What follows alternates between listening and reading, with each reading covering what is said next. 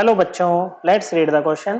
कह रहा है arrange the following species in in in increasing order of bond angle. Okay, चार species दे रखे हैं। ओके, चार स्पीशीज दे रखे हैं, इनको increasing order of bond angle में हमें लगाना है बच्चों।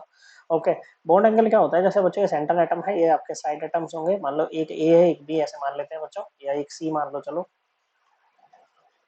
या दोनों ए भी हो सकते हैं, कोई बात नहीं बच्चों।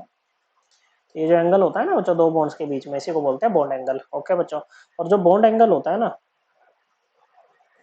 वो डायरेक्टली प्रोपोर्शनल होता है परसेंटेज ऑफ एस कैरेक्टर के। ओके बच्चों, बॉन्ड बनाने वाले ऑर्बिटल्स में जितना ज्यादा परसेंटेज होगा एस कैरेक्टर का, बॉन्ड एंगल उतना ही ज्यादा रहेगा बच्चों।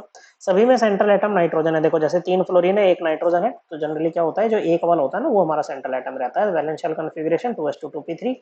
बाकी सब हेलोजन्स है बच्चों, fluorine, chlorine, bromine, iodine. Okay बच्चों, डाउन द ग्रुप मूव करते हैं तो इलेक्ट्रोनेगेटिविटी क्या करती है इनकी, डिक्रीज करती है बच्चों। ओके, इसकी हमें जरूरत पड़ेगी खैर अभी। ओके, इसीलिए हमने लिखा है इनकी कॉन्फ़िगरेशन क्या होगी। देखो फ्लोरीन होता है 2s2 2p5।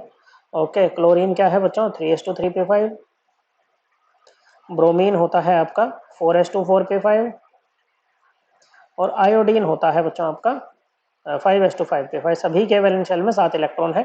एक और चाहिए इनको ऑक्टेट पूरा करने के लिए, मतलब सारे के सारे मोनोवैलेंट साइड एटम है बच्चों। हम यहाँ पर इनका पहले मतलब हाइब्रिडाइजेशन निकालेंगे using steric number. Steric number होता है अराउंड सेंट्रल एटम। हम देखते हैं सिग्मा बॉन्ड पेयर कितने हैं प्लस लोन पेयर कितने हैं। ओके बच्चों, तो नाइट्रोजन है, नाइट्रोजन के अराउंड क्या है बच्चों 5 इलेक्ट्रॉन है। 5 में से 3 ये हेलोजन के साथ शेयर कर लेगा बच्चों। हेलोजन को हम यहाँ पर सभी कैसे जो है वो एक्स करके रिप्रेजेंट कर रहे हैं। एक्स आपका फ्लोरीन, क्लोरीन, ब्रोमीन, आयोडीन कुछ भी हो सकता है बच्चों, ये इस तरह से। ओके बच्चों, एक लोन पेयर। तो स्टेरिक नंबर कितना आएगा बच्चों इसका, नाइट्रोजन के अराउंड 3 सिंगल बॉन्ड है, तीनों सिग्मा बॉन्ड पेयर है, एक लोन पेयर है। Steric number 4। हाइब्रिडाइजेशन क्या होगी, जितना स्टेरिक नंबर आए उतने ही एटॉमिक ऑर्बिटल्स लो, सीक्वेंस में लगा दो, हाइब्रिडाइजेशन आ गई बच्चों sp3। sp3 में ज्योमेट्री होती है टेट्राहेड्रल, लेकिन एक लोन पेयर है यहाँ पर, तो इसकी जो शेप बनती है वो क्या बनती है बच्चों, वो बनती है पिरामिडल। ठीक है ना भाई, क्या बनी, पिरामिडल शेप यहाँ पर बनी। ओके, अब देखो आपके पास क्या थे, sp3 हाइब्रिड ऑर्बिटल्स थे।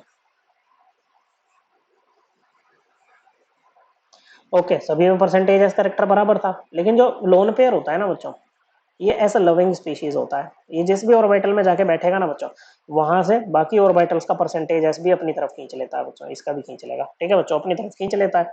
तो भाई लिए लोन पेयर तो सभी के केस में है बच्चों। फिर जो हमारा इलेक्ट्रोनेगेटिव एलिमेंट होता है ना वो एस फोबिक होता है, और जितना ज्यादा इलेक्ट्रोनेगेटिव होगा ना एलिमेंट उतना ज्यादा वो एस फोबिक होगा।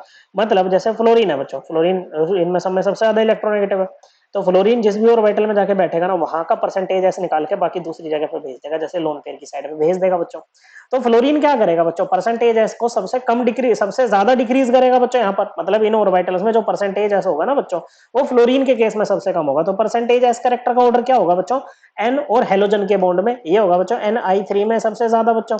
ओके, उसके बाद ये nbr3, इससे कम होगा ncl3, और सबसे कम होगा बच्चों NF3 में। किसमें, NF3 में सबसे कम रहेगा। तो बॉन्ड एंगल का ऑर्डर क्या हो जाएगा बच्चों, कि यही बॉन्ड एंगल का ऑर्डर होगा। इंक्रीजिंग में लिख देते हैं क्योंकि हमें आंसर इंक्रीजिंग में देना है। बॉन्ड एंगल NF3 में सबसे कम, इससे ज्यादा NCl3, इससे ज्यादा NBr3, और सबसे ज्यादा होगा Ni3 का। किसका बच्चों, Ni3 का सबसे ज्यादा होगा बच्चों। सो हमारा आंसर क्या बन जाएगा, NF3 NCl3 NBr3 Ni3, हमारा आंसर हो जाएगा ऑप्शन 1। ओके बच्चों, और इस चीज को हम एनसीईआरटी से रेफर कर सकते हैं बॉन्ड एंगल को बच्चों। ओके, एनसीईआरटी क्लास 11th की चैप्टर 4 केमिकल बॉन्डिंग में हमने जाना है बच्चों, उसमें हमें जाना है पेज नंबर 108 पे, हमें मिल जाएगा bond angle. So correct answer option 1। I hope आपको एकदम क्लियर हो गया होगा। थैंक यू बच्चों।